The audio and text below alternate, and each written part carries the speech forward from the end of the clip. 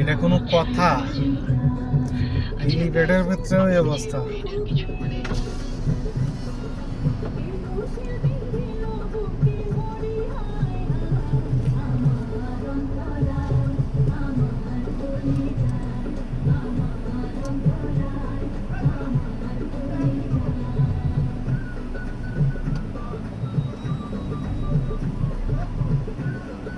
এটা কোনো কথা?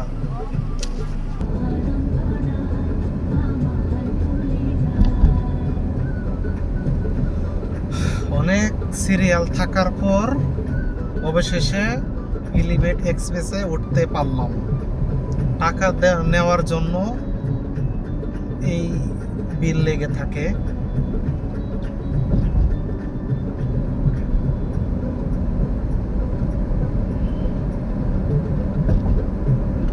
সর্বোচ্চ 80 স্পিরিট, 80 উপরে স্পিরিট তোলা যাবে না, সর্বোচ্চ 80-80-র উপরে স্পিরিট উঠতে গেলে আবার স্লো করতে হবে যাতে স্পিরিট কমে যায়। স্পিরিট মামলা অবশ্যই খেতে চাই না, প্রয়োজন হলে 5 মিনিট পর যাব, তারপরেও স্পিরিট মামলা খেতে চাই না।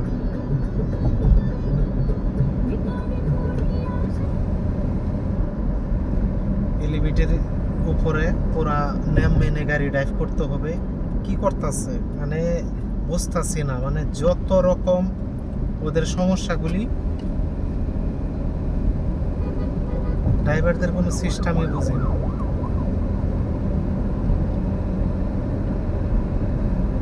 কোনো মতে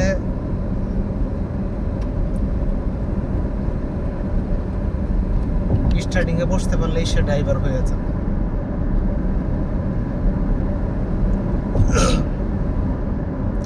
80-র উপরে স্পিরিট উঠতেছে, এখন কমায় ফেলতে হবে।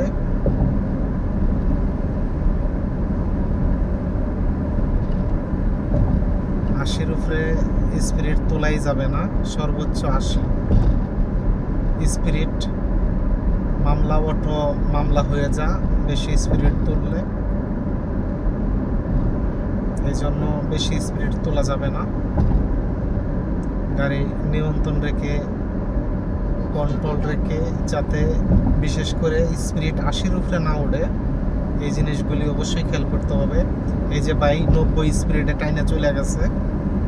কিছু কিছু জায়গার মধ্যে টানা যায় যে জায়গার মধ্যে ক্যামেরাগুলি না থাকে, আর যে জায়গার মধ্যে এআই ক্যামেরা আছে সেই জায়গার মধ্যে অবশ্যই গতি নিয়ন্ত্রণের মধ্যে রাখতে হবে। সর্বোচ্চ 80, প্রয়োজন হইলে 70-এর মধ্যে চালাইতে হবে। আমি একদম পুরা 80 চালাচ্ছি, 80-র উপরে কখনো স্পিরিট তুলতাছি না, 80তেই চালাইতে হবে। 80-র উপরে স্পিরিট একদমই তোলা যাবে না।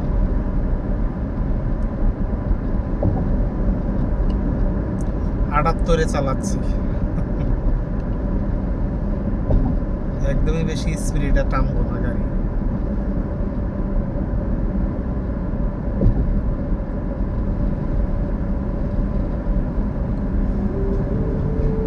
প্রয়োজন হইলে একটা জায়গার মধ্যে যাইতে গেলে প্রয়োজন হইলে আমার মতে 10 মিনিট 20 মিনিট পরে যাও, তারপরেও একটা মামলা খাওয়ার চেয়ে একটা মামলা যদি প্রথমে আমি এআই ক্যামেরা মামলা একটা খেয়ে ফেলি, পরবর্তীতে আবার যদি বাইসেস এই মামলাটা হোক, তখন কিন্তু জরিমানাটা পরে ডবল হয়ে যাবে।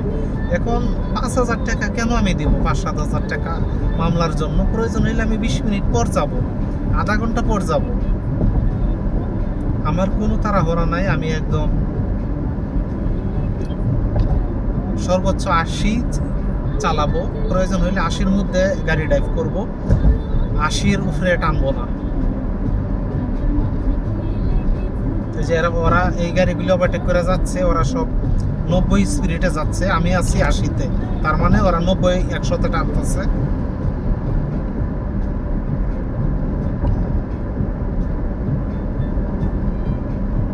কি দরকার এত ই করে যাওয়ার?